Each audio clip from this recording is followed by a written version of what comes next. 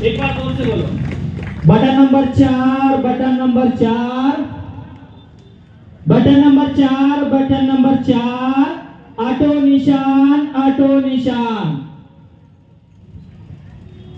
अस्सलाम वालेकुम रहमतुल्लाहि व बरकातहू। आदाब अर्ज़ है शहर जालना के नौजवान बुजुर्ग, और अगर ये आवाज़ हमारी माएँ बहनें जा रही है तो बाएं बहनों तक जा रही है, उन सभी को बहुत दिल की गहराइयों से मैं शुक्रिया अदा करता हूं। सबसे पहले कि आप लोग एसडीपीआई के इस प्रोग्राम में एसडीपीआई के ख्यालात को, एसडीपीआई की सोच और फिक्र को, एसडीपीआई के विजन को, एसडीपीआई के आइडियोलॉजी नजरिए को सुनने समझने के लिए यहां आए। मैं अपनी बात एसडीपीआई के महाराष्ट्र के पस मंजर के अंदर रखूंगा, लेकिन ये बात आपको बताते चलूं, आज पूरे भारत के अंदर एसडीपीआई इंसाफ, हक, अदल, इंसाफ और जालिमों के खिलाफ सबसे पहले सफ़े अव्वल की आवाज बन चुकी है। कश्मीर से लेके कन्याकुमारी तक, गुजरात से लेके आसाम, बंगाल तक, पूरे मुल्क में जब भी कोई मसला आता है, पसमानदा तबकात खास करके मुस्लिम समाज के साथ में जुल्म और ज्यादती का कोई मामला आता है, वो मामले के अंदर पूरे भारत में अगर सबसे पहले आवाज बुलंद होती है तो वो आवाज का नाम है social democratic party of India, SDPI. मैं कौन से मसले आपको सुनाऊं, क्या क्या आपको मैं सुनाऊं? मैं बाबरी मस्जिद सुनाऊं? बाबरी मस्जिद पूरे मुल्क के अंदर हमारे मुस्लिम समाज को डराया और धमकाया गया कि बाबरी मस्जिद का फैसला सुप्रीम कोर्ट ने कर दिया है, लिहाजा पूरा मुल्क का मुसलमान अब इस बात पे आमादा हो जाए कि वो बाबरी मस्जिद को भूल जाए और दोबारा बाबरी मस्जिद को इंसाफ के लिए आवाज बुलंद ना करे। लेकिन पूरे मुल्क में वाहिद एक पार्टी है जिसका नाम social democratic party of India है, जिसने अलग ये ऐलान किया भारत के अंदर, सुप्रीम कोर्ट ऑफ इंडिया ने फैसला सुनाया है, इंसाफ नहीं किया। हम सुप्रीम कोर्ट में इंसाफ के लिए गए थे और हम चाहते हैं कि इंसाफ होना चाहिए। आज भी हमारा मौक़िफ़ साफ और क्लियर है, हम बाबरी मस्जिद के लिए दोबारा आवाज उठाते रहेंगे। हम कल भी उठाए थे, सुप्रीम हाई कोर्ट का फैसला आने के बाद भी बाबरी मस्जिद का आवाज को उठाए। सुप्रीम कोर्ट का फैसला आने के बाद भी 1 साल भी हम खामोश नहीं बैठे। इंशाअल्लाह लगातार हम हमारी आवाज को बुलंद करते रहेंगे, उस वक्त तक करेंगे इंशाअल्लाह जब तक बाबरी मस्जिद उसी जगह दोबारा तामीर नहीं हो जाती। इंशाअल्लाह ये हमारा मौक़िफ़ है। ज्ञानवापी मस्जिद भूल गए क्या याद है? मुसलमान हमारे आज के समाज के दानिश्वरान लोग, हमारे सोच और फिक्र रखने वाले लोग, खुदारा आपको हुआ क्या है? किन लोगों के पीछे जा रहे हैं आप लोग? क्या हालात को देख नहीं रहे? ये करोड़ों खरबों मुसलमानों का सौदा मत करिए, ये मुसलमानों के हालात को समझिए। हम जज्बाती है कहते हैं लोग, बिठाइए, आप आओ कैमरे के सामने, हम आते हैं कैमरे के सामने, हम अपना मौक़िफ़ रखते, आप अपना मौक़िफ़ रखो, आप आपकी दलील रखो, हम हमारे दलील रखते हैं। ये करोड़ों मुसलमान फैसला करेंगे कौन हक पर है किसी की हिम्मत? ज्ञानवापी मस्जिद का मामला आया, पूरे भारत के अंदर सबसे पहले सदा किसी ने बुलंद किया, वो नाम है social democratic party of India. और आला ऐलान हमने कहा 92 के अंदर भारत में एसडीपीआई नहीं था, अब 92 दोबारा दोहराया नहीं जा सकता। इंशाअल्लाह भारत में फांसीवादी गुंडे जो कानून को हाथ में लेकर मस्जिदों पे हमला करने की सोच रखते हैं, भारत के अंदर सबसे पहले अगर मस्जिदों की तरफ आंख उठा के देखेंगे तो इंशाअल्लाह एसडीपीआई से हमको मुकाबला करना होगा। तुम दिल्ली से लेकर कन्याकुमारी तक बड़े बड़े लोगों को खामोश कर सकते हैं, उनको डरा सकते हैं, उनको बिठा सकते हैं। इंशाअल्लाह ये एसडीपीआई कभी खामोश नहीं बैठेंगे। कोल्हापुर के अंदर जब मस्जिद के ऊपर हथौड़ा चला, क्या था महाराष्ट्र के मुसलमानों के अंदर? मुसलमानों की क़यादत किधर थी? जानला के आज लोग कह रहे हैं कि हमको एक एमएलए चाहिए। कौन सा एमएलए चाहिए? जिसका नाम मुसलमान हो। भाई 2009 के अंदर जब ये पार्टी का कयाम हुआ, उसने सबसे पहले दिल के अंदर ये दर्द लिया कि भारत के अंदर मुसलमानों की सियासी ताकत और कुव्वत होना चाहिए। उसी अज़्म के साथ ये पार्टी 2009 के अंदर उठी थी। याद करो वो दौर जब पूरे मुल्क में बम ब्लास्ट हो रहे थे, आपके मस्जिदों को निशाना बनाया जा रहा था।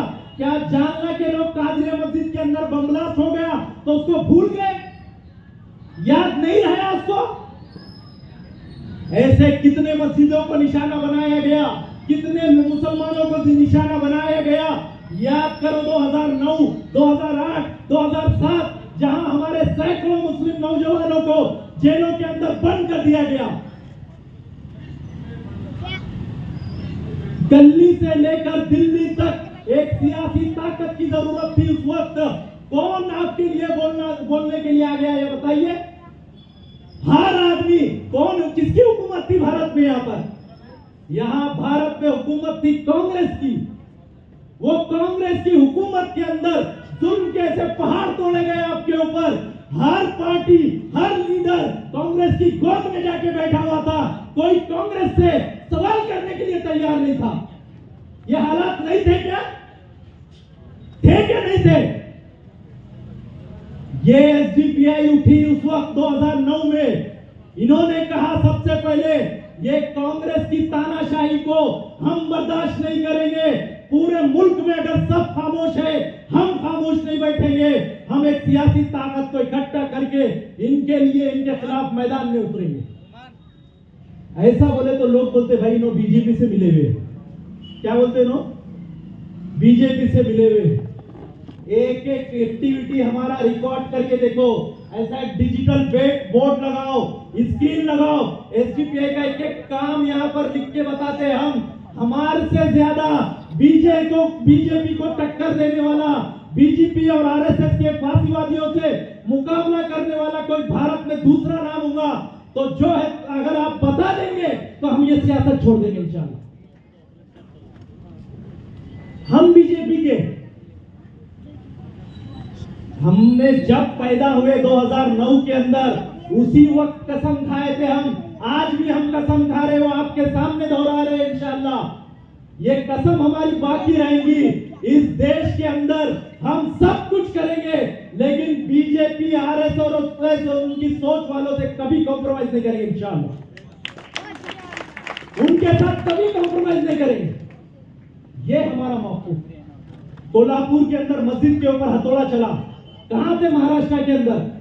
इतनी बड़ी बड़ी मालदार लोग, इतने बड़े लीडर जालना के अंदर पैदा हुए भाई। उन्होंने एमएलए बन जा रहे थे 2 महीने पहले उठ के बाद। 2 महीने पहले उठ के आने के बाद एमएलए बन रहे, इतने बड़े लीडर। कोल्हापुर में मस्जिद पे हमला हो रहा था, क्या कर रहे थे वो? कोई एक ट्वीट किया क्या उन्होंने? कोई फेसबुक पे पोस्ट किया?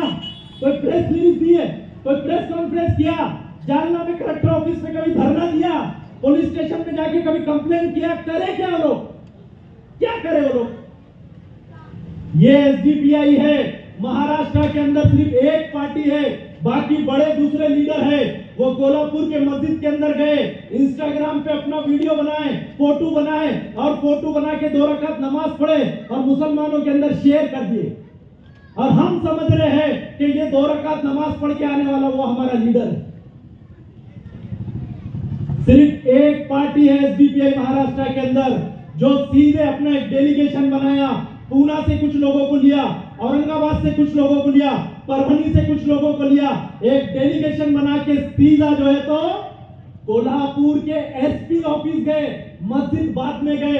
एसपी साहब को फोन लगा के बोला हम एसडीपीआई का डेलीगेशन आपके एसपी ऑफिस में आया है, एसपी साहब आप किधर हैं?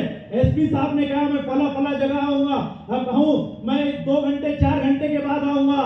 एसपी साहब को हमारे लोगों ने कहा एसपी साहब आप 4 घंटे के बाद आइए, 6 घंटे के बाद आइए, 24 घंटे के बाद आइए, एसडीपीआई का डेलीगेशन आया हुआ है, आपसे मिले बगैर हम लोग वापस ले जाएंगे, यहीं बैठेंगे हम। एसपी साहब से हमने नुमाइंदगी की, पूछा, हमने सवाल किया उनसे ये मामला कैसे हुआ, कानूनी तौर पर आपने क्या कार्रवाई किया, अब तक कितने लोगों को अरेस्ट किया, एफआईआर बताइए, एफआईआर में सेक्शन कौन से है वो बताइए, और उसके बाद ये जो रैली निकली थी वो रैली को परमिशन कैसे दिया आपने, इसके जो आयोजक है उनका नाम है कि नहीं एफआईआर के अंदर वो बताओ। उसके बाद आपका जो पुलिस प्रशासन का जो डेलीगेशन जो बंदोबस्त है वो बंदोबस्त क्यों नहीं लगा मस्जिद की हिफाजत करने के वास्ते? ऐसे पुलिस प्रशासन से सवाल करने वाला कोई महाराष्ट्र में है तो वो नाम है SDPI, social democratic party of India. Train के अंदर वो चाचा के साथ मारपीट करे, अरे जालना के हमारे मेरे भाइयों, मेरे बुजुर्गों, मेरी माँ बहनों, आप भूल गए क्या? वो चाचा के साथ जो जुल्म हुआ वो जुल्म को भूले, उसका वीडियो आया, वो चाचा की दाढ़ी पकड़कर इस्लाम को गाली दी गई, मुसलमानों को गाली दी गई, लांडे जैसे अल्फाज बोला गया। कहां है हमारी गैरत? वो चाचा को इंसाफ दिलाने के वास्ते कोई मैदान में था, वो नाम है social democratic party of India. Kalyan के अंदर जाकर वो चाचा से पहले मुलाकात किए, सबसे पहले इंस्टाग्राम पे वीडियो बनाने से पहले, फेसबुक पे फोटो खींचने से पहले चाचा से पूछा, चाचा एफआईआर आपने लिखा है उसके अंदर स्टेटमेंट क्या दिया, आपके साथ क्या हुआ, उसको मैच किए, पुलिस से जाके कहा कि ये एफआईआर में जो स्टेटमेंट है ये स्टेटमेंट गलत है, उनका दोबारा स्टेटमेंट लेना पड़ेगा। पुलिस से हमने लीगली कानूनी तरीके से आर्ग्यूमेंट किया, बहस किया, पुलिस को वो बात मानना पड़ा, उन्होंने डबल से जो है तो उनका स्टेटमेंट लिया। जो पहला स्टेटमेंट था आपको मालूम है, सुबह स्टेटमेंट हुआ, शाम में वो आरोपी के बेल हो गई थी, याद है कि नहीं? हुई थी कि नहीं हुई थी? एसडीपीआई ने जब वापस स्टेटमेंट लगाया, स्टेटमेंट रिकॉर्ड करा के दूसरे दिन एक वकील को खड़ा करके थाने के अंदर जो है तो वो कोर्ट के अंदर वकील खड़े करके वो एडवोकेट को, अदनान है मुमरा के हमारे, उन्होंने जो है तो वो बेल को रिजेक्ट करवाया। आज भी वो आरोपी जेल में है, किसकी वजह से जेल में है? वो नाम है एसडीपीआई। हम दो हमारे 12 मूवी है, याद है कि भूल गए? क्या बता रहा था मुसलमानों के खिलाफ, इस्लाम के खिलाफ क्या बता रहा था? दिखाई नहीं दिया, दिखाई नहीं दिया होगा या भूल गए होंगे। अभी मैं पूछता हूं, जालना में जो आपके 26 उम्मीदवार है, पूछो वो वीडियो देखकर एक का भी दिल रोया है क्या? एक का भी दिल दुखा है क्या? अरे जिनके अंदर राय बराबर ईमान है क्या नहीं, इसके ऊपर भी शक है, हम उसके पीछे भाग रहे हैं। गलत बोल रहा हूं भाई? गलत बोल रहा हूं क्या? सारी मुसलमानी और सारा ईमान इलेक्शन देख के आ गया। इलेक्शन के पहले क्या था? नहीं समझे? आगे और समझाता हूं। ये कई ऐसे मुद्दे हैं, कहां थे ये लोग? ये कल तक जब हमारा नबी सल्लल्लाहु अलैहि वसल्लम की शान में गुस्ताखी आई, वो गुस्ताखी का मामला यूपी बिहार के अंदर हम सुनते थे, हमारे अपने महाराष्ट्र में आया, वो गुस्ताखी का मामला आया तो हमारा कलेजा जबान तक आ गया, भूल गया वो दर्द, था क्या नहीं वो दर्द। जब नबी सल्लल्लाहु अलैहि वसल्लम के मामले को लेकर पूरे महाराष्ट्र के मुसलमान जो है तो बेचैन हो गए, सड़कों पर उतर गए। और उस वक्त आप बताओ वो मुसलमानों की सियासी क़यादत कौन उनके साथ में कंधे से कंधा था? जालना के अंदर हमारे नौजवान भाइयों और नौजवान, मैं सलाम करता हूं उनको, उनकी मोहब्बत को, नबी सल्लल्लाहु अलैहि वसल्लम के साथ में उनकी मोहब्बत को। वो लोग सड़कों पर उतरे। नौजवानों, आप गवाही दो, आपके साथ में कौन जो है तो बड़ा लीडर था? या एसडीपीआई वाले के जियाले नौजवान थे? कौन थे आपके साथ में? कौन थे आपके साथ? ये महाराष्ट्र में नबी सल्लल्लाहु अलैहि वसल्लम की गुस्ताखी के मामले को लेकर 28 एफआईआर हुए। अल्हम्दुलिल्लाह 28 में से 22 एफआईआर हमने करवाए। 22 एफआईआर करे। लोग बोलते हैं एफआईआर करने से क्या होता है? लोग बहुत बड़े समझदार है ना, वो उलमा लोग तो बोलते हैं, अभी हमारे उलमा लोग बोलते हैं कि आजकल तो हर चौराहे पे बैठे वाला अपने आप को मुफ्ती समझता। अब क्या हो रहा, थोड़ा सियासत इंटरनेट में आ रही ना, फेसबुक व्हाट्सएप पे इस पे थोड़ी बहुत सियासत आ रही, तो अब हर चौराहे पे बैठने वाला अपने आप को मोदी से भी बड़ा आदमी समझता है। हम बताते कैसी सियासत है, तुम मत सुनो भाई। हम बोल रहे हैं, हम 5 साल पूरे इंडिया के कोने कोने में जाके बड़ी बड़ी पार्टियों से मिलकर, बड़े बड़े लीडरों से मिलकर हालात को देख रहे, सियासी हलचल को देख रहे, सियासत को करीब से देख रहे। हमारी सुनो तो उन्होंने बोलते भाई तुम्हारी मत सुनो, हम जो है तो मोदी से भी बड़े, हम सुनाते, सुनो क्या क्या है, क्या बोल रहे हो? ऐसी है ना चाचा, यही हालत है ना?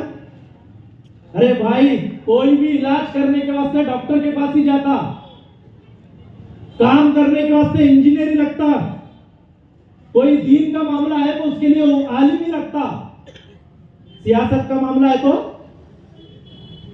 जो 5 साल कुर्बानियां दे रहा, लगातार सियासत के अंदर है, आपका दर्द लेके उठे हुए हैं, इनसे बेहतर सियासत कौन बता सकता है? कौन बताएगा? वो इलेक्शन के 2 महीने पहले उठ के आने वाले, इलेक्शन के 4 महीने पहले पैसा इकट्ठा करके मेरे पास इतना पैसा है, मैं तो ऐसा पूरा जीत जाऊंगा, ऐसे ये लोग बताएंगे। होश के नाखून लेने की जरूरत है, सोचने की जरूरत है। नहीं बोले भाई आप लोग बहुत अच्छी पार्टी है, हम दिल से मानते हैं, एसडीपीआई की जैसी कोई पार्टी नहीं, कोई पार्टी नहीं, दिल से मानते। क्या कुर्बानियां एसडीपीआई वालों के, आज भी कई लोग जेल में, इतनी जबरदस्त कुर्बानियां एसडीपीआई वालों, मगर कैसा बोले, वो चुन के नहीं आते। बोले क्या बोलते हो? चुन के नहीं आते। 10 एमएलए थे आपके इससे पहले, कितने थे? 10 एमएलए है महाराष्ट्र में जिनका नाम मुसलमान है। वो जब मुसलमान रहते हुए एमएलए बने, एमएलए को कुर्सी पे बैठे, उस वक्त महाराष्ट्र में लिंचिंग भी हुई, लॉ जिहाद के नाम पे मर्डर भी हुआ। अहमदनगर के अंदर जो है तो मस्जिद के अंदर कुरान के नुस्खों को जलाया भी गया, पार फेंका भी गया। कोल्हापुर में मस्जिद के ऊपर हथौड़ा भी चला। बकरीद के पहले नासिक जिले के अंदर गांव खुशी के नाम पर 2 कुरैशी जो जानवर मुस्लिम समाज के जो लोग हैं उनका कत्ल किया गया। अमरावती के अंदर दंगा हुआ, अकोला के अंदर दंगा हुआ, मालेगांव के अंदर हुआ, औरंगाबाद में दंगे हुए। ये सब मुसलमानों पे जुल्म सितम होता था। आपके 10 एमएलए महाराष्ट्र में थे, कोई एक एमएलए का नाम लाके बताओ जो इन तमाम मसाइल के अंदर आपकी नुमाइंदगी किया उसने गया। आपका औरंगाबाद का नाम तब्दील किया गया, उस्मानाबाद का नाम तब्दील किया गया, अहमदनगर के बारे में बोला जा रहा है, सब कुछ हो रहा है। कौन सा एमएलए है 10 में से? 10 में से एक एमएलए का नाम बताओ। हम देखते हैं सिर्फ पैसा होना उनके पास पैसा रहा तो हम सब कुछ कुर्बान करने के लिए तैयार है। जालना के अंदर हमारे एक्स एमपी है बीजेपी के राव साहब दानवे, उनका फैमिली का कनेक्टेड एक कंपनी है, फैमिली का कनेक्टेड कंपनी है। कनेक्टेड मतलब किसका रहता? सोच लो आप, करेज इंफ्रा प्राइवेट लिमिटेड, गूगल होगा तो गूगल पर सर्च करके देख लो, करेज इंफ्रा प्राइवेट लिमिटेड। ये कंपनी के ओनर का नाम है भास्कर दानवे। क्या नाम है? भास्कर दानवे। दूसरा नाम है प्रतीक दानवे। ये ओनर है ये कंपनी के। अब हमारे जो पत्रकार साहब है, वो पत्रकार साहब इलेक्शन में आकर ही उन्होंने समझ रहे मैं इम्तियाज जलील बन गया उनके। क्या समझ रहे हो? इम्तियाज जलील। पूरे मुल्क में जैसी बोले मेरे को मकबूलियत है ना इम्तियाज जलील साहब को, वैसी बोले मेरे को भी मिल जाएंगी। बोले इलेक्शन चुन के आते बराबर। इनका इलेक्शन कमीशन के अंदर फॉर्म सबमिट करने में एक एफिडेविट है, वो एफिडेविट आपको ऑनलाइन दिखता है इलेक्शन कमीशन के अंदर। वो एफिडेविट के अंदर आप जाकर देखो, ये कंपनी का नाम मिलेगा, वो कंपनी की इनकम है उसके ऊपर, वो इनकम मिलेंगी आपको। क्या मिलेगी? इनकम मिलेगी। तो यहाँ के हमारे जालना के मासूम जो भोले वाले लोग हैं, उन्होंने बोलते भाई वो दानवे साहब ना बहुत सेकुलर आदमी है, बहुत अच्छे आदमी। क्यों? क्योंकि बोले वो एक वीडियो आया था उनका, उन्होंने बोले थे बोले बकरीद में दबा के काटो, बोले मैं है तुम्हारे पीछे। क्या बोले थे उन्होंने? कुर्बानी दबा के करो, मैं तुम्हारे पीछे। ऐसा वीडियो आया, बोले देखो कितना अच्छा सेकुलर है। हमारे भोले वालों नादानों, यही दानवे है। जब मोदी ने 3 तलाक का जो है तो कानून लाया, तो ये दानवे उसके पक्ष में खड़ा हुआ था क्या नहीं था? था क्या नहीं था? तब हम अकल से सोचेंगे। वो हमको कुर्बानी का बैल के बदले में हमारे से शरीयत में मदाखलत करना चाहते, तुम किधर कंप्रोमाइज करेंगे उनके साथ? किधर कंप्रोमाइज करेंगे? ये इसमें करेंगे कि शरीयत में मदाखलत क्यों करेंगे? यही आदमी है जो सीएनआरसी का जब मामला आया तो वो आदमी मोदी को वोट करके जो है तो आपके खिलाफ कानून बना रहे हैं। अब इनके सामने पार्टनरशिप है वो कंपनी के अंदर। वो कंपनी के अंदर पार्टनरशिप में आप समझते हैं 4 दिन का इलेक्शन खत्म हो जाएगा और मुसलमान पूरे महाराष्ट्र में अच्छे हो जाएंगे। ये है क्या? वक्फ का जो मसला मोदी ने, वक्फ कानून जो मोदी बैठ के सेंट्रल गवर्नमेंट बना रहा है, वो अभी आने वाला नहीं है। सीएनआरसी आने वाला नहीं है। मदरसों को लेकर, मस्जिदों को लेकर जो नए नए कानून आ रहे, वो सब खत्म हो जाएंगे। हमारे इस्लाम के ऊपर हमला होना बंद हो जाएगा, मस्जिदों के ऊपर हमला होना बंद हो जाएगा, हमारी माँ बहनों के बुर्कों के ऊपर, पर्दों के ऊपर हमला होना बंद हो जाएगा। जब वापस ये मामला आएगा तो ये दानवे साहब की पार्टनरशिप में रहने वाले इन्हों आपके वास्ते, बुर्के के वास्ते लड़ेंगे। उधर से अमित शाह, हम फोन नहीं मारेंगे अमित शाह उधर से, क्या कर रहा बाबा, भेजू का ईडी का नोटिस। तो तुम्हारे साथ रहने वाले ये लोग फिर रहेंगे। कब हम सोचेंगे सिर्फ नाम होना मुसलमान, कब तक हम जो है तो ऐसी नादानी के शिकार होंगे? ये मुल्क लोकतंत्र है, डेमोक्रेटिक है। ये मुल्क के अंदर अपोजिशन का अंदर जो रहता उसकी भी एक अपनी ताकत है। आप 5000 वोट दीजिए, 10,000 वोट दीजिए एसडीपीआई को, मैं आपके सामने जबान रख रहा हूं, इंशाअल्लाह एक वोट भी वेस्ट नहीं होगा। इलेक्शन के बाद अगर 10,000 वोट भी मिलेंगे, 15,000 भी वोट मिलेंगे, ये एसडीपीआई को 4 गुना आगे देखेंगे आप इंशाअल्लाह। ताकत दो। जमहूरियत के अंदर वोटों के जरिए ताकत होती है। प्रकाश अंबेडकर साहब, उनका एक भी एमएलए नहीं है महाराष्ट्र में, है क्या? लेकिन महाराष्ट्र के अंदर दबदबा है वंचित बहुजन आघाड़ी का। क्यों? क्योंकि वोटों की वजह से। हमारा मुस्तकबिल सोचिए, हमारे बच्चों का मुस्तकबिल सोचिए। ये सोचने के बाद आप खुद दिल पे हाथ रख के कहेंगे कि भाई वोट डिवाइड होना एक मर्तबा पूर जाएगा, वोट डिवाइड होना एक मर्तबा पूर जाएगा, लेकिन पूरे के पूरे वोट बर्बाद होना, याद रखो, वो हमारी नस्लों को बर्बाद कर देगा। होश के नाखून कौन लेगा आप सोचिए। अभी लोग बोलेंगे भाई हमारे उलमा इकराम की भी बहुत अलग से एक राय है, हम उलमा इकराम का बहुत इज्जत से, दिल से एहतराम करते हैं। और आप खुद गौर करो, जो लोग आपके बीच में आके उलमा इकराम का जो है तो हवाला दे रहे हैं, पूरे 5 साल उलमाओं की मलामत करके उलमाओं को निशाना बनाने वाले कौन लोग हैं? कौन उलमाओं पे सवाल उठाता है? उलमाओं को बदनाम करने वाले कौन हैं? मसलकों के नाम पर उलमाओं को लड़ाने के अंदर कौन है? यही लोग हैं। अल्हम्दुलिल्लाह हम कल भी उलमाओं की जूतियों में थे, आज भी जूतियों में है, इंशाअल्लाह आने वाले वक्त में भी उलमाओं की जूतियों में रहेंगे हम। ये हमारे अंदर जज्बा है। हमारे उलमा इकराम को मैं बहुत अदब के साथ में ये गुजारिश करता हूं कि उलमा इकराम, आप तमाम लोग सियासत के अंदर उम्मत की फिक्र कर रहे हैं, मैं आपकी उम्मत के अंदर फिक्र करने की इस जज्बे को सलाम करता हूं। आप जो बार बार जो मशवरे कर रहे हैं, जो आप बैठ कर सर जोड़कर बैठ रहे हैं सियासी तौर पर, मैं इस जज्बे को भी सलाम करता हूं।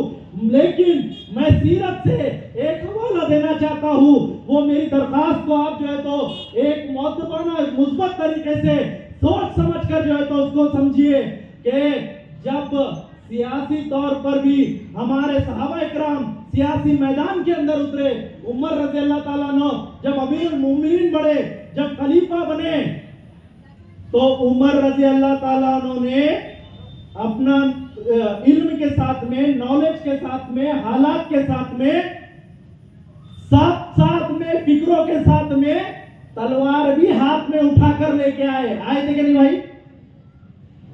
तलवार के साथ में थे कि नहीं उमर रज़ी अल्लाह ताला अन्हु? शैतान भी रास्ता बदल जाता था, ऐसी ताकत लेके आए। ऐसे ही है ना? तो मेरे मोतबर और इज्जत माब उलमा, आप सियासत के अंदर आएंगे तो ताकत लेके आइए, नहीं तो ये मुनाफिकीन, ये मफाद परस्त लोग, ये जो है तो कौम को बेचने वाले, ना आप तक सच्चाई पहुंचाएंगे, ना आपको सच्चाई समझने देंगे, ये आपको उलझा के रख देंगे। ये फितने आपको अपनी बोतल में उतार देंगे, आपको अपनी बोतल में उतार देंगे। सियासत में आना है तो ताकत और कुव्वत के साथ में आना पड़ेगा। आए उलमा इकराम को मैं जो है तो यहाँ से दावत देता हूँ, आइए एसडीपीआई के वास्ते, एसडीपीआई का दामन को आप लोग आपके मुबारक हाथों से पकड़िए।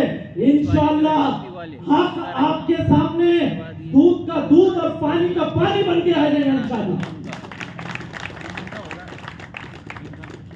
हम आपको आइडेंटिफाई कर करके बताएंगे कि सियासत के अंदर कैसी साजिशें होती करके, कैसे कैसे खेल खेले जाते हैं, कैसे कैसी मक्कारियां होती है, कैसे कैसे मांडोलिया होते हैं। वो सारा चीज आपको समझाने के बाद हम आपको ये यकीन दिलाएंगे कि आप सिर्फ नजर डालेंगे तो इंशाअल्लाह हक और बातिल में फर्क हो जाएगा।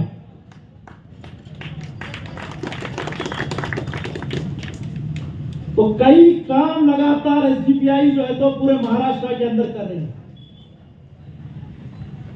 बड़े बड़े काम हैं जहां पर बड़ी बड़ी पार्टियां, बड़े बड़े लीडर खामोश हैं।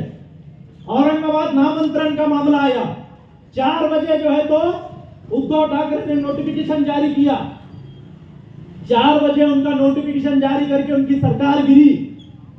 रात में 10 बजे रोशन गेट पे हजारों लोगों के साथ में एक ताकतवर एहतजाज, सबसे पहला एहतजाज अगर किसी ने दर्ज किया वो नाम है social democratic party of India. उसके बाद भी हम लगातार आवाज उठा रहे हैं, आइंदा भी उठाएंगे इंशाअल्लाह। लोग बोल रहे हैं सुप्रीम कोर्ट में चला गया मामला, हमारा मौक़िफ़ क्लियर है। औरंगाबाद था, औरंगाबाद है, औरंगाबाद रहेगा इंशाअल्लाह।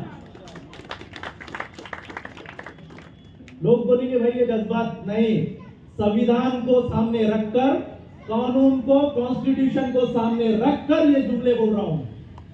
यहां रिकॉर्ड हो रहा है सब चीजें, ये रिकॉर्ड हो रहा है, आचार संहिता चल रहे हैं।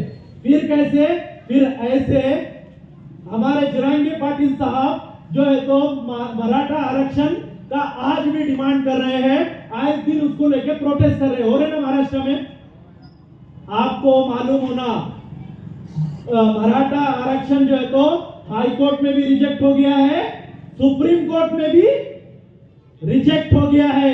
सुप्रीम कोर्ट में रिजेक्ट होने के बाद भी जरांगे पाटिल साहब जो है तो आंदोलन कर रहे हैं बड़े बड़े, और हमारे महाराष्ट्र के मुख्यमंत्री एकनाथ शिंदे सुप्रीम कोर्ट के खिलाफ जाकर ये बोलते हैं कि टिकनारा आरक्षण दे, तो क्या बोल रहे हो ना, टिकने वाला आरक्षण देता, सुप्रीम कोर्ट बोल रहा नहीं देना। मुख्यमंत्री साहब क्या बोल रहे हैं? जब मुख्यमंत्री साहब जो है तो सुप्रीम कोर्ट के खिलाफ बोल सकते हैं, अपनी राय रख सकते हैं, उनको यह अधिकार है, तो फिर सैयद कलीम को क्यों नहीं है? ये हमारा मौका है। हमारे साहब जो लोग हैं उनसे पूछिए, कभी कॉन्स्टिट्यूशन की कोई धारा भी पढ़े है क्या? तुम कर कोई आर्टिकल भी पढ़े है क्या? कभी पूछो। कोई केस के अंदर कौन से सेक्शन कैसा कैसा लगाना है, कभी पूछो उनको जाके। उन्होंने बोलते मैं एमएलए बनता है, क्या करिए भैया बन के? पहले जो है तो तुम एक बड़ी पोस्ट मिली, वो पोस्ट मिलने के बाद औरंगाबाद में बड़ी बड़ी प्रॉपर्टियां कर ली, करे कि नहीं करे? बड़ी बड़ी प्रॉपर्टियां कर ली। अब एमएलए बनने के बाद औरंगाबाद से बम्बई में करेंगे, एमपी बनने के बाद दुबई में प्रॉपर्टियां करते थे। यही आता उनको नहीं, बोले वो फाइल अच्छी चलाते, बोले क्या करते, बोले उनके संबंध है, बोले किससे?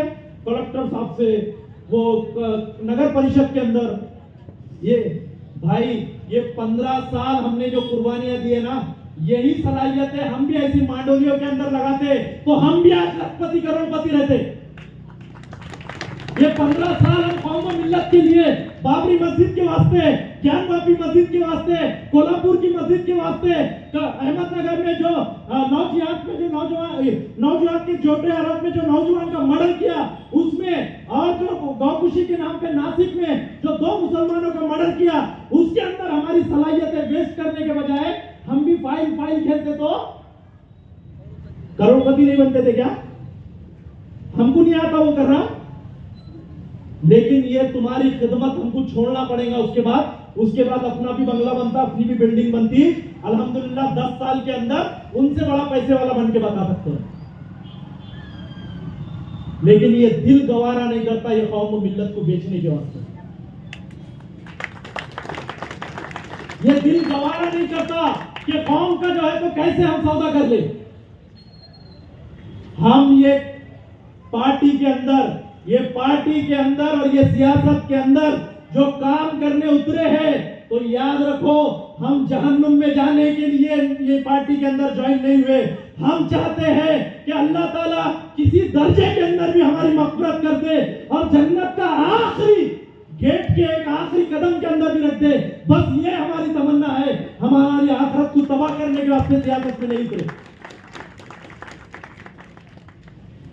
बहुत बड़े बड़े चीज है, बहुत बड़े बड़े ऑफर है, आज भी बड़े बड़े ऑफर, ये कर लो वो कर लो।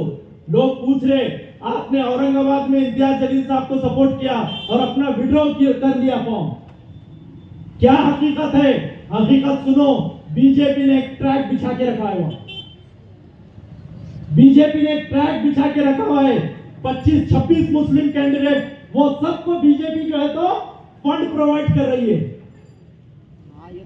हमने जब तहकीक करे, वो तहकीक करने के बाद हमने ये फैसला किया बीजेपी के ट्रैक के अंदर हम फंसेंगे नहीं, इंशाअल्लाह उनको मुंह तोड़ जवाब देंगे।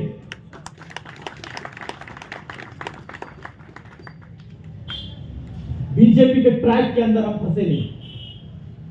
लोग बोल रहे कि भाई तुम इधर भी कर लो, इधर हमको बीजेपी से लड़ने के लिए ऐसा कोई मौका ही नहीं। मसला ये आ रहा कि हम जब एनालाइज करते, हम लोग देखते, तो जब ये मालूम होता कि ये सारे लोगों से सबसे बेहतर अभी फिलवक्त एसडीपीआई है। हमने औरंगाबाद में बीजेपी के ट्रैक के बाद कौम और मिल्लत को सामने रखा, हमारी कौम और मिल्लत को सामने रखा। वो रखने के बाद हमने माजी के अंदर भी फैसला, कुछ हालात को देखा। मैं पहले भी दोहराया कि जब हमारे ऊपर हालात आए तो यहाँ पे मुस्लिम नाम के एमएलए थे, उस वक्त भी थे जब नीतीश राणे जैसा डेढ़ पिटिया आपको मीरा रोड पे खड़े रह के बोलता है कि हम चुन चुन के मारेंगे बोलकर, वही डेढ़ फुटिया और एक रैली के अंदर कहता है कि मस्जिदों में से निकाल निकाल के मारेंगे। वही डेढ़ फुटिया फिर बाद में ये बोलता है मस्जिदों से भोंगे और झंडे, हमारे झंडे खींच के निकालेंगे करके। ये हालात है महाराष्ट्र के अंदर। ये महाराष्ट्र में राज ठाकरे जैसा एक जो है तो गुंडा, एक सुपारी पार्टी वाला, एक सुपारी लीडर, वो खड़े रह के बोलता है कि मस्जिद के ऊपर से भोंगे निकाल लेंगे, अजान होने नहीं देंगे, मस्जिदों के सामने आके हनुमान चालीसा पढ़ेंगे। ये सब हो रहा था। कौन है इनके खिलाफ आवाज उठाने वाला है? कौन है? ये बाकी पूरे लीडर है ना इतने बड़े बड़े, ये कहां थे इस वक्त? ये कल भी एसी में थे, आज भी एसी और बंगलों में है। ये जीतो या हारो वापस अपने एसी के बंगले पकड़ लेंगे। ये कौम के साथ ईमानदार नहीं है, याद रख लेना। इन्होंने चंद काम भी कर लिया तो भी जो है तो मैं इनका शुक्रिया अदा करूंगा, लेकिन मेरे को ऐसी कोई उम्मीद इनसे जो है तो दिखाई नहीं देती। ये तमाम मामलों के अंदर सिर्फ एक आवाज बुलंद हो रही है पूरे महाराष्ट्र से।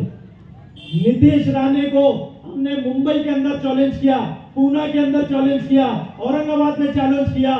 राज ठाकरे को अजान के जब मामला आया पूना के अंदर हमने प्रेस कॉन्फ्रेंस करके राज ठाकरे और उसकी सुपारी एमएनएस पार्टी को सबको जो है तो खुले तौर पर ये अल्फाज बोले, वो अल्फाज अब भी कायम है और आगे भी रहेंगे।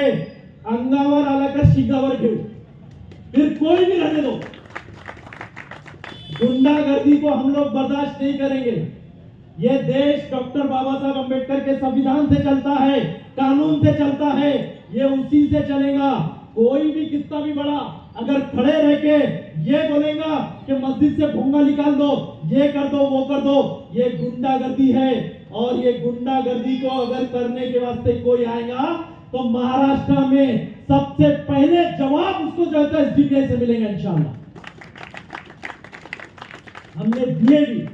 औरंगाबाद की जब सभा ईद के 2 दिन पहले राज ठाकरे करने आया, उसी ईद के अजान के मुद्दे को लेकर कमिश्नर साहब औरंगाबाद के गवाह है, उनसे पूछिए पुलिस प्रशासन के ऊपर हमने जितना दबाव डाला कि राज ठाकरे अगर इस्लाम और मुस्लिम समाज के खिलाफ एक लफ्ज भी बोलेगा, अगर इस्लाम धर्म और मुस्लिम समाज के खिलाफ राज ठाकरे अगर एक लफ्ज भी बोलेगा तो औरंगाबाद के अहम सड़का जालना रोड को हम लोग ब्लॉक कर देंगे और राज ठाकरे को अरेस्ट होने तक हम खामोश नहीं बैठेंगे। ये कहा हमने जो है तो वहां पर कमिश्नर साहब से मिलकर आपके जालना में सुना है कोई बस स्टैंड के सामने वहां पर एमएनएस का जो है तो ऑफिस है, कोई राउत खूद बोल के कुछ नाम है, उन्होंने जो है तो एमएनएस के बहुत जिम्मेदार है, उन्होंने बहुत गुंडे किस्म के हैं, उनका कुछ दबदबा है जालने के अंदर बोल के सुना। हमारे कार्यकर्ताओं ने फोन किया, साहब हमको जो है तो ये अजान के मुद्दे में आवाज उठाना है। हमने पूछा क्या आप चाह रहे? हमारे नौजवान, हमारे जियाले नौजवान चाह रहे हैं कि एमएनएस के ऑफिस के सामने राज ठाकरे का हम पुतला जलाएंगे करके।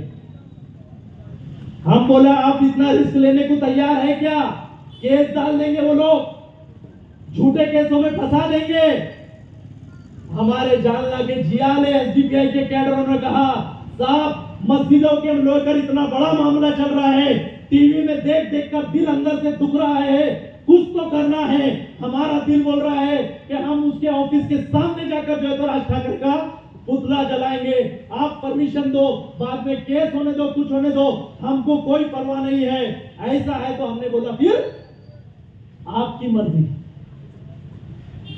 ये जालना के अंदर बस स्टैंड से आगे लकड़कोट के पास में क्योंकि पुलिस ने वहां हमारे कार्यकर्ताओं को लेके चले गए, लेकिन फिर भी हमारे कार्यकर्ताओं ने नारे लगाते हुए नारों के साथ में राज ठाकरे का पुतला जलाया। ये एसडीपीआई है। जब ये काम बोल रहे हैं तो हमारे लोग बोल रहे हैं कि ये नौजवान बच्चे बहुत जज्बाती है। क्या बोल रहे हैं?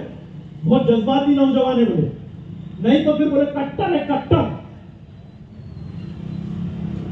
मैं बोल रहा हूं जानना कि हमारे नौजवानों, आप दिल पे हाथ रख के बोलो, वो जो जवाब देना था संविधान के कानून के दायरे के अंदर, वो जवाब देना उस वक्त जरूरी था कि नहीं था? नहीं था वो? अरे ऐसे ही सुन सुन के हमने कितने जो है तो फिरका परस्तों को अपने सर पे बिठा लिए। कब तक हम लोग सुनेंगे? वो मलून हैदराबाद का राजा सिंह, जिसने इतनी बड़ी जो है तो नबी सल्लल्लाहु अलैहि वसल्लम की शान में गुस्ताखी की, जिसने ख्वाजा मोइनुद्दीन चिश्ती रहमतुल्लाह अलैह उनकी शान में गुस्ताखी की, उसको महाराष्ट्र में उसके 4 प्रोग्रामों को हमने कैंसिल कराया। कितने? 4 प्रोग्रामों को। आपके जालना में शिवाजी पुतले पर उसकी सभा थी, उसकी सभा को पुलिस ने उतरते बराबर उसकी सभा को कैंसिल कराया। कराया कि नहीं कराया? अमरावती में हमने कराया, जालना में हमने कराया, बिल्किन औरंगाबाद में 2 बार हमने सभा कैंसिल कराया। मैं आपसे ये पूछना चाहता हूं भाई, जब ये छोटे मोटे लोग, इनके अब्बा ना हाजी साहब है, ना चौधरी साहब है, ना कॉर्पोरेटर है, ना करोड़ों का दौलत है इनके पास, ना खरबों की दौलत है, ना फाइल के अंदर मैनेजमेंट है, कुछ भी नहीं है, ये लोग इतना कुछ कर सकते हैं, तो ये बड़े बड़े बंगले वाले कितना कर सकते हैं? अगर करने को आए तो है क्या इनकी नीयत? मगर करने की है इनकी नीयत? हम कई मुद्दे हैं ऐसे, हम चाहते हैं उसकी फाइट, हम जो है तो हाई कोर्ट भी जाना, सुप्रीम कोर्ट भी जाना, लेकिन आपको खुद मालूम है हाई कोर्ट और सुप्रीम कोर्ट जाने के लिए पैसा लगता है। आप बताओ, हमारे रिक्शा चलाने वाले एसडीपीआई में काम करने वाले लोग, मैकेनिक जो एसडीपीआई में काम करने वाले लोग हैं, किराए के घरों के अंदर रहने वाले जो है तो हमारे एसडीपीआई के लोग हैं, ये हाई कोर्ट और सुप्रीम कोर्ट तक का पैसा रख सकते हैं क्या अपने पास? अरे काश जो इलेक्शन के अंदर पानी के जैसा पैसा बहाया जा रहा है, इलेक्शन के अंदर जो पानी के जैसा पैसा बहाया जा रहा है, वो पैसा अगर हमारे खिलाफ जो हिंदू जन आक्रोश मोर्चा के नाम से और जो सकल हिंदू समाज के नाम से जो रैलियां निकली महाराष्ट्र में, जिसके अंदर इस्लाम पे गालियां दी गई, मुसलमानों पे गालियां दी गई, और जो भड़काऊ भाषण वाले नीतीश राणा है और ये दूसरे लोग हैं, ये सारे लोग अगर यहाँ पे रहते, ये सारे लोग अगर वहां रहते, ये मामला अगर जो है तो हाई कोर्ट और सुप्रीम कोर्ट तक जाता, सोच के देखिए आप, अगर ये हाई कोर्ट और सुप्रीम कोर्ट तक मामला जाता तो क्या ये हालात हमको आज देखने को मिलते? क्या कर रहे हैं पैसे वाले लोग? क्या कर रहे हैं लोग? एक हाई कोर्ट के अंदर एक पिटीशन फाइल नहीं कर सकते, एक पिटीशन फाइल नहीं कर सकते हाई कोर्ट के अंदर, सुप्रीम कोर्ट कोई मामला लेके नहीं जा सकते ये लोग। क्या करेंगे? इतना पैसा इतना माल रखकर क्या करेंगे लोग? नहीं, वो इलेक्शन के वास्ते संभाल कर रखा हुआ है। क्या के वास्ते संभाल के रखा हुआ है? इलेक्शन के वास्ते संभाल के रखा हुआ है, लेकिन फिर भी मामला जो है तो जिधर उधर, ये इलेक्शन और सियासत का मामला है भाई, इतना इसको सीरियस नहीं लेना। ये छोटे मोटे लोग और जो है तो आपको उंगलियां उठाएंगे, सवाल उठाएंगे, लेकिन एसडीपीआई मैदान में उतरी है तो अल्हम्दुलिल्लाह इस मर्तबा पूरी तैयारी के साथ है, पूरी तैयारी के साथ में है। जब हम लोग जो तो ये पूछ रहे लोगों से, 2 चीजें बोलकर मैं अपनी बात को खत्म कर रहा हूं, 2 चीजें बोलकर मैं अपनी बात को खत्म कर रहा हूं। पहली एक चीज, मुल्क में अभी देश में सबसे बड़े गुंडे, सबसे बड़े जालिम, सबसे बड़े ताकतवर कौन है? वो बीजेपी, आरएसएस, बजरंग दल के लोग हैं, है क्या नहीं है? विश्व हिंदू परिषद के लोग हैं, है क्या नहीं है? जब उनसे टकराने का कलेजा हमारे अंदर है तो कितना बैकअप लेके उतरे मैदान में, सोच लो अच्छी तरह सोच लो। हम वो है जो पूना के अंदर पहला महाराष्ट्र का लिंचिंग हुआ था, याद है क्या? भूल गए? मोहसिन शेख जो शोलापुर का हमारा नौजवान है, उसको जो है लिंचिंग करके पूना 2014 के अंदर मर्डर किया गया। वो मर्डर के अंदर फिरका परस्त और मुस्लिम धर्म को निशाना बनाने वाला धनंजय देसाई नाम का एक आरोपी है। धनंजय देसाई कौन है? वे बड़े बड़े पॉलिटिकल लीडरों के साथ में बैठने उठने वाला है। वो धनंजय देसाई को 5 साल जेल में किसी ने रखा। वो जेल में रखने वालों का नाम है एसडीपीआई वाले।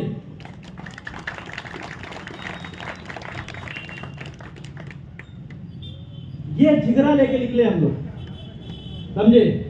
अब उसके बाद लोग ये बोलते कि एसडीपीआई वाले हैं, एसडीपीआई वाले तो चंद नौजवान मासूम नौजवान दिख रहे हैं इनके पास। ये सोच भी आपकी गलत है।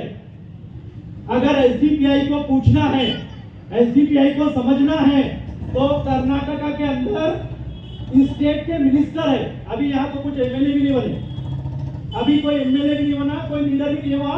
इन्हों जिंदगी भर कोई लीडर के चप्पला जूते तो उठाते रहे, तो वो चप्पल उठाने वाले जूते उठाने वाले उन्होंने जो है तो कर्नाटक के अंदर पूछना। बीजेड जमीर अहमद बोल के बेंगलुरु के अंदर कर्नाटक के मिनिस्टर है, उन्होंने स्टेट के मिनिस्टर। और कादर साहब बोल के बेंगलुरु से जो है तो कर्नाटका के स्पीकर है। अभी स्पीकर मालूम है, विधानसभा के अंदर स्पीकर है। तनवीर साहब बोल के मैसूर के अंदर 5 बार के एमएलए है। कौन है? 5 बार के एमएलए। ये बड़े बड़े कांग्रेस के चेहरे हैं, बड़े बड़े कांग्रेस के चेहरे हैं। कोई कांटेक्ट अगर मिलता है ना तो उनसे फोन लगा के पूछना। हमारे जालना के अंदर एसडीपीआई वाले हैं, उन्होंने आपको समझेंगे एसडीपीआई वाले हैं, थोड़ा एहतियात से रहो, इनके साथ में ज्यादा उलझना नहीं, उन्होंने समझेंगे आपको। इन्हों अभी पहला इलेक्शन लड़ रहे एमएलए का, इन्हों हमको डराते कहते, कैसे होगा? सोच के बात करो थोड़ा। हम गुजरात में इलेक्शन लड़े, हम यूपी के अंदर इलेक्शन लड़ रहे, ये महाराष्ट्र क्या है? हम मुंबई के अंदर इलेक्शन लड़े, मुंबई के अंदर रैलियां करे, वहां पर राज ठाकरे का सवाल उठाए, वहां पर उद्धव ठाकरे के ऊपर सवाल है। ये जानना क्या है फिर?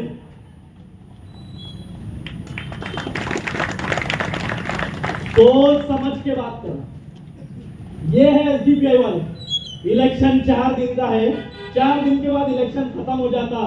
दिल की मोहब्बत है, मोहब्बत कायम रखो, हमारा ये बोलना। इलेक्शन आते रहेंगे, जाते रहेंगे, दिल में मोहब्बत है, मोहब्बत कायम रखो। लेकिन कौम के मामले में कल भी उलझे थे, आज भी उलझ रहे, आने वाले वक्तों में भी उलझेंगे इंशाल्लाह। फिर सामने वाला कौन है उसकी फिक्र नहीं करेंगे। ये है एसडीपीआई वाले, ये है एसडीपीआई वालों की हिकमत है, ये एसडीपीआई की सोच है, ये एसडीपीआई की फिक्रे है।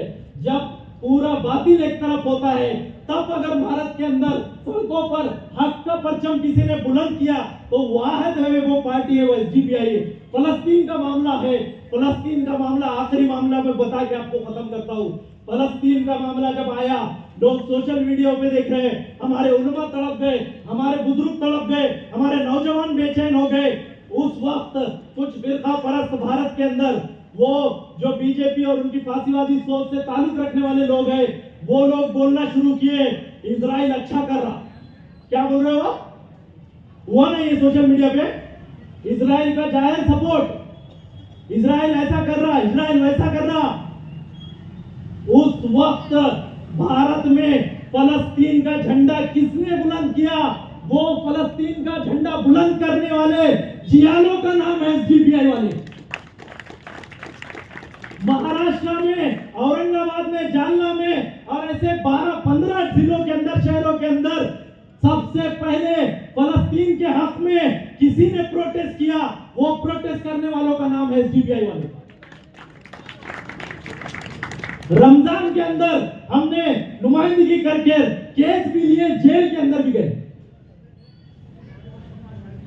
ये एसडीपीआई वाले हैं। ये एसडीपीआई वालों को आप लोग सोचना है, समझना है। आखिरी मर्तबा मैं आपके सामने एक सवाल करता हूं। 15 साल तक ये पार्टी यहां तक आने के तक बहुत कुर्बानियां दी, बहुत बड़े बड़े कुर्बानियों के साथ में चल रही है पार्टी। आज भी आप सुने होंगे, ईडी नाम का एक एजेंसी है, ईडी सुने हैं ना? महाराष्ट्र में ईडी शरद पवार के पास गया, एमएनएस के पास गया, आपके एमएलए अर्जुन खोतकर, उनको सिर्फ फोन आया, उन्होंने फोन आते बार बोले मैं उद्धव ठाकरे के साथ नहीं, शिंदे के साथ में, आधे घंटे के अंदर पलटी मार दी उन्होंने। वो ईडी के नोटिस को फेस करने वाले हम लोग हैं। सिर्फ नोटिस नहीं, अल्हम्दुलिल्लाह उसकी रेट को भी फेस किए हम लोग, एनआईए को फेस किए। ऐसी बड़ी बड़ी एजेंसियों के साथ में हम लोग जो है तो आगे जा रहे हैं। क्यों जा रहे हैं? इसलिए जा रहे हैं, अल्हम्दुलिल्लाह कांच से ज्यादा शफाफ है, कांच से ज्यादा शफाफ है, दूध से ज्यादा सफेद है। ये लोग क्या डराएंगे हमको?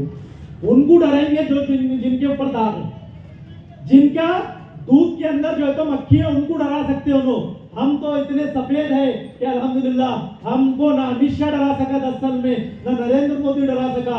हम जो है तो हमारे एक ही ताकत है, वो ताकत को लेके हम लोग बढ़ रहे हैं। वो ताकत एक डॉक्टर बाबा साहब अम्बेडकर की संविधान है, दूसरा इस मुल्क की जनता है। अब बोलिए जालना के मेरे अजीज तरीन भाइयों, ये पार्टी को आज ताकत देने का वक्त आया है कि नहीं है? अरे हार और जीत अल्लाह के हाथ में है, हार और जीत अल्लाह के हाथ में है। ये भाई ने एक हाथ उठाया यहां से, अल्हम्दुलिल्लाह अल्हम्दुलिल्लाह। एक वोट चाहिए ऐसा, और एक चाहिए, और एक चाहिए, और एक चाहिए इंशाअल्लाह। आप ताकत दो, आप ताकत दो, इंशाअल्लाह एक वोट भी वेस्ट नहीं होगा, एक वोट भी वेस्ट नहीं होगा, और इंशाअल्लाह एक एक वोट का हक भी अदा होगा। जीत और हार अल्लाह के हाथ में, जीत और हाथ की फिक्र मत करो।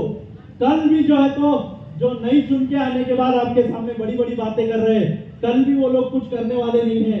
सिर्फ जो है तो हमारे कौम और मिल्लत का पूरा एनर्जी वेस्ट है, दूसरा कुछ नहीं है। इसीलिए बहुत सोच समझ के, बहुत फिक्र करके, बहुत लोगों को समझा कर हम जाएंगे इंशाअल्लाह। आएंगे, समझाएंगे, एक मर्तबा नहीं 10 मर्तबा भी, लेकिन फिर भी हम मायूस नहीं होंगे, हम मायूस नहीं होंगे। हमको उम्मीद है, हमको उम्मीद है। ये दर्द अगर आप लोग नहीं समझोगे तो हमारी आने वाली नस्लें जरूर समझ जाएंगी इंशाअल्लाह। ये नस्लों के वास्ते हम लोग काम कर रहे हैं। ये नस्लें जो है तो अब सियासी यतीम नहीं बनेगी, ये नस्लें अब किसी की जूतियां, किसी की चप्पल उठाने वाली नहीं बनेगी। उनके लिए हम अपना एक प्लेटफॉर्म देंगे, उनके लिए हम अपना एक एजेंडा देंगे, उनके लिए अपना एक झंडा देंगे इंशाअल्लाह। ये बच्चों को जो है तो भटकने के लिए हम नहीं देंगे। आप समझ जाइए, वक्त रहते देंगे तो इंशाअल्लाह ज्यादा फायदा होगा, नहीं तो हम मायूस तो कभी नहीं होंगे। हम चलते जाएंगे, बढ़ते जाएंगे। यकीनन ये आने वाली नस्लें हमको हाथों हाथ उठाएंगी, इसका हमको यकीन है। शुक्रिया, जज़ाकल्लाह।